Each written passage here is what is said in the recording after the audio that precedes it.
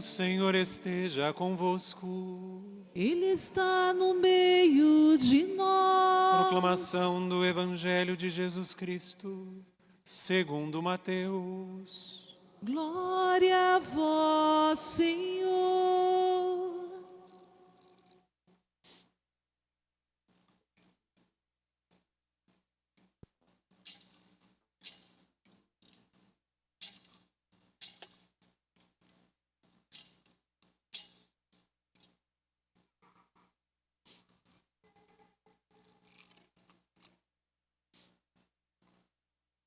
Naquele tempo, Jesus contou outra parábola à multidão.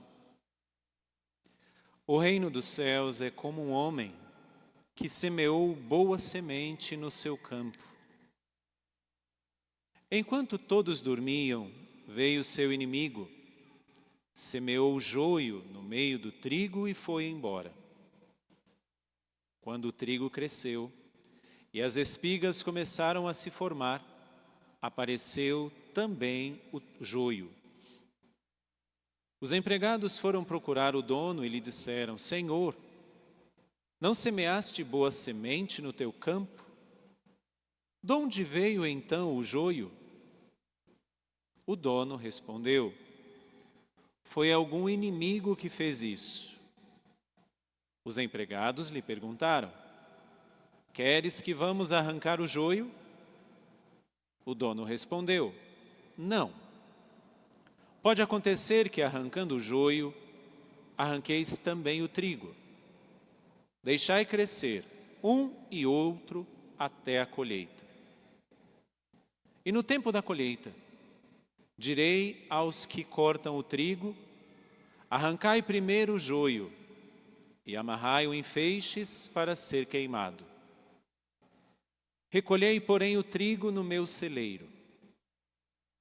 Jesus contou-lhes outra parábola. O reino dos céus é como uma semente de mostarda, que um homem pega e semeia no seu campo. Embora ela seja a menor de todas as sementes, quando cresce, fica maior do que as outras plantas e torna-se uma árvore, de modo que os pássaros vêm e fazem ninhos em seus ramos. Jesus contou-lhes ainda uma outra parábola. O reino dos céus é como o fermento que uma mulher pega e mistura com 3 porções de farinha, até que tudo fique fermentado. Tudo isso, Jesus falava em parábolas às multidões. Nada lhes falava sem usar parábolas, para se cumprir o que foi dito pelo profeta: abrirei a boca para falar em parábolas, vou proclamar coisas escondidas desde a criação do mundo. Então, Jesus deixou as multidões e foi para casa. Seus discípulos aproximaram-se dele e disseram: Explica-nos a parábola do joio. Jesus respondeu: Aquele que semeia a boa semente é o Filho do Homem. O campo é o mundo. A boa semente são os que pertencem ao reino. O joio são os que pertencem ao maligno. O inimigo que semeou o joio é o diabo. A colheita é o fim dos tempos. Os ceifeiros são os anjos. Como o joio é recolhido e queimado ao fogo, assim também acontecerá no fim dos tempos.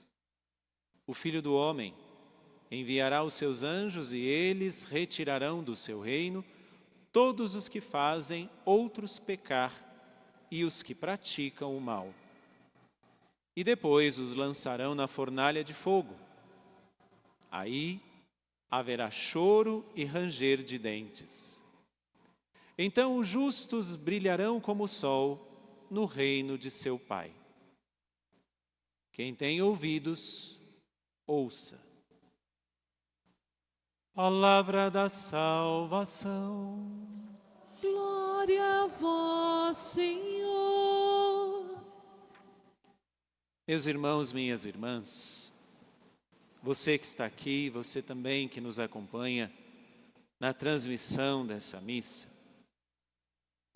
Se você está aqui, creio e espero que você não tenha outro Deus na sua vida. Nós temos bens na nossa vida, nós temos tesouros na nossa vida, mas creio que Deus nós só temos um. Muitas das nossas preocupações roubam de nós o nosso tempo, as nossas energias, as nossas forças. Pense você quando, por exemplo, alguém que você ama adoece, quando alguém que você ama sofre, quando alguém que você ama está preso em alguma realidade existencial, por exemplo, como as drogas, como o álcool e qualquer outra coisa nesse sentido. Coisa de mãe. Às vezes você liga, eu ligo, né? Vamos dizer, a experiência que eu vivo. Às vezes só com o meu "Oi mãe", ela já pergunta, o que foi? Porque mãe conhece. E aí, não querendo dar preocupação à mãe, falo, nada não, mas meu coração está aflito com alguma coisa. A mãe já se preocupa. Mas o se preocupar com os nossos bens, o se preocupar com os nossos tesouros, não significa viver uma idolatria. Nós temos um único Deus. Por que eu estou falando isso? Vai na primeira leitura. Livro da Sabedoria. A profissão de fé que nós deveríamos fazer é esta que começa a primeira leitura dizendo: não há, além de ti, outro Deus. Nós temos muitos bens, nós temos muitos tesouros, mas Deus nós só temos um. Só que precisamos ter muito cuidado para que nós não coloquemos os bens e os tesouros no lugar de Deus. Por quê? Porque não há, além de ti, ó Deus, outro Deus. Então, para nós percebermos se dentro de nós não existem outros altares, vamos dizer assim, só existe o altar de Deus, vamos para o Evangelho. E aí Jesus, ele diz sobre o reino de Deus, ele está contando para nós, desde domingo passado, as parábolas sobre o reino de Deus. Onde é que o reino de Deus está? No nosso coração. Onde é que queremos que ele esteja um dia ou no mundo que nós vivemos? Isso é o que nós professamos e esperamos. Vinde a nós o vosso reino. Sim, podemos ter sementes deste reino. Hoje a igreja é uma delas. A vida dos santos, a nossa fé, são as sementes do reino. Mas o reino não está aqui ainda definitivo, como nós esperamos. Céus novos e terra nova. Jesus ainda não veio, o mal ainda está aí. Mas então, no nosso coração, precisa ser o lugar do reino de Deus. Para que não exista outro Deus. Essas 3 parábolas que Jesus conta, nos provam se no nosso coração, quem realmente reina é Ele e nenhum outro. Primeiro, a parábola que ele conta para nós é sobre essa parábola do joio e do trigo. Teríamos muitas coisas para falar sobre isso, mas uma única coisa para identificarmos se temos um único Deus de verdade é quando eu olho para dentro de mim, eu consigo identificar e arrancar o que não é de Deus? Essa seria uma primeira pergunta. Não basta apenas identificar. Como padre, eu escuto pecados. Só que muitas vezes, como forma de justificativa do erro cometido, muitos vão dizer, sou humano, padre. Aqueles pecadinhos de estimação, Padre. Aqueles do dia a dia, Padre. Isso é uma grande prova de que nós não temos um único Deus. Porque se tivéssemos um único Deus, nós olharíamos para dentro de nós e identificaríamos que no nosso coração, sim, cresce o trigo, nossas qualidades, nossas virtudes, mas crescem também muitos e muitos joios. Mas se eu tenho um único Deus, eu não quero deixar no meu coração o joio. Então, não basta identificar, não basta apenas dizer, eu tenho este defeito. O que você está fazendo concretamente para lutar contra ele? Eu tenho este limite. O que você está fazendo para lutar concretamente contra ele? Eu tenho essa mania, este vício, essa tendência. Ok, você identificou, ótimo. Mas o que você está fazendo concretamente para sair dele? Esta é a primeira maneira de identificarmos se no nosso coração existe um único Deus. Jesus conta uma segunda parábola para nos facilitar ainda mais. Ele vai dizer que o reino de Deus é como uma semente de mostarda, pequenininha, a menor de todas as sementes. Mas quando ela cresce, é claro, aqui na palavra diz que ela vira uma árvore. Mas aí nós não vamos imaginar assim uma árvore como as grandes árvores. Não, é um arbusto. Mas comparado com a sementinha de mostarda, quando ela cresce, ela vira grande, ela fica grande. Para dizer o quê? O reino de Deus não está nas ostentações. O que na nossa vida é ostentação ou desejo de ostentação? O que na nossa vida é desejo de grandeza? Se o reino de Deus é uma semente de mostarda. Pensemos então nos nossos sonhos. O que você quer alcançar para a sua vida? Poder? Status? Conta bancária grande? Bens grandes? Casas? Prédios? Bons empregos? O reino de Deus não está na ostentação. Claro, necessitamos dos bens, como eu disse no início. Necessitamos dos nossos bens, necessitamos dos nossos tesouros para que tenhamos vida e não sobrevida. Precisamos, mas para além do que realmente eu preciso, é ostentação. E o reino de Deus não está nisso. Mas Jesus ainda nos conta uma terceira parábola. Quando ele diz que o reino dos céus, o reino de Deus, é como a mulher que coloca fermento numa massa. E fermenta toda a massa, e leveda toda aquela massa. O que aquela massa vai fazer? Você coloca essa massa para descansar. Ela cresce. Mas por que ela cresce? Porque ela está toda levedada. Ela está toda fermentada. Isso significa que o reino de Deus é identificado nas nossas atitudes mais espontâneas. O reino de Deus é a nossa espontaneidade do bem. Avalie o seu dia de ontem, porque o dia de hoje ainda está começando. Avalie o seu dia de ontem. As ações mais espontâneas que você fez sem pensar, que você fez sem premeditar. Teve mais fermento do céu ou mais fermento do inferno? Identifique no seu coração isso.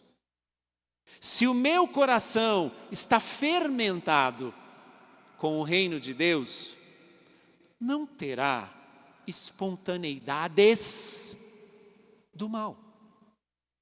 Pode ser que, maquiavelicamente falando, eu premedite o mal. Sim, temos isso. É um pecado. Somos limitados? Sim. mas nas minhas atitudes espontâneas, aquelas atitudes fermentadas, que crescem sem que eu fique lá dizendo, cresce, cresce, cresce, cresce, cresce. As mais espontâneas, aquela que eu faço sem perceber. Teve mais fermento do céu ou teve mais fermento do inferno?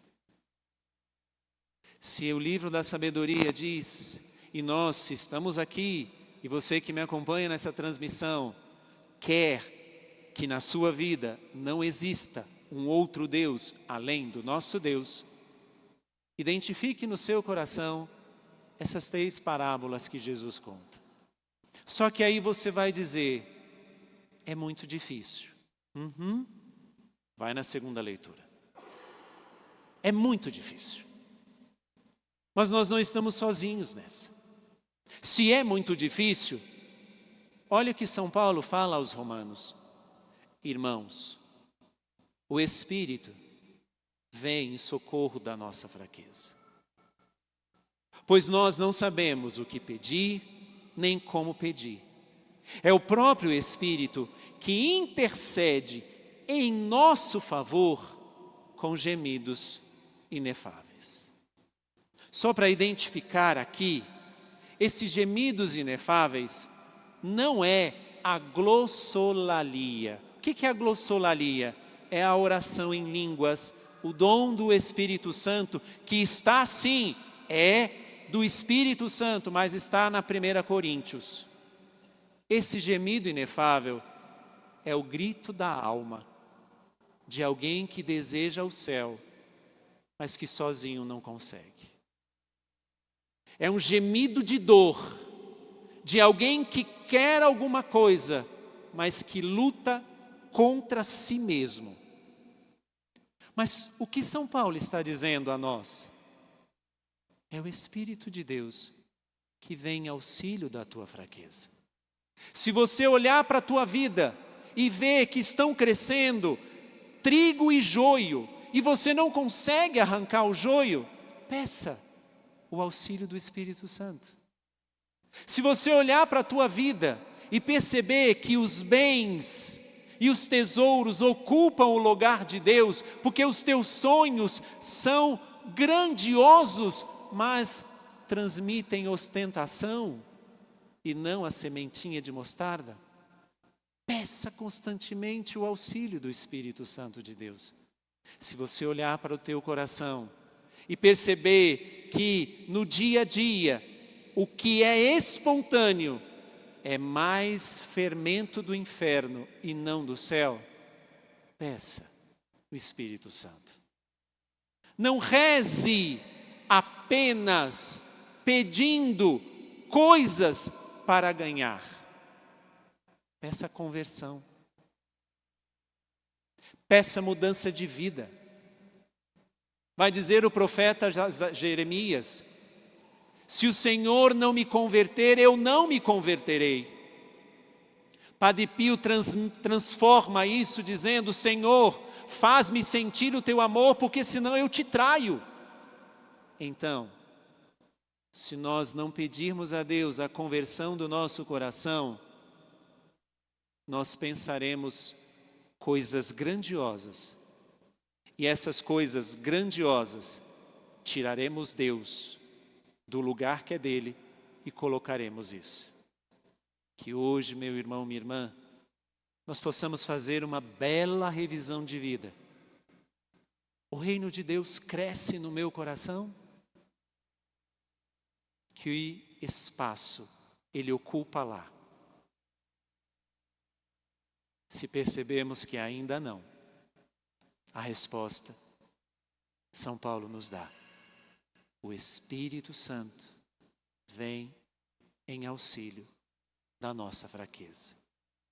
Faça um instante de silêncio e já pense, e já peça o Espírito Santo, porque a tua alma, que é feita por Deus e para Deus, geme pedindo este mesmo Deus.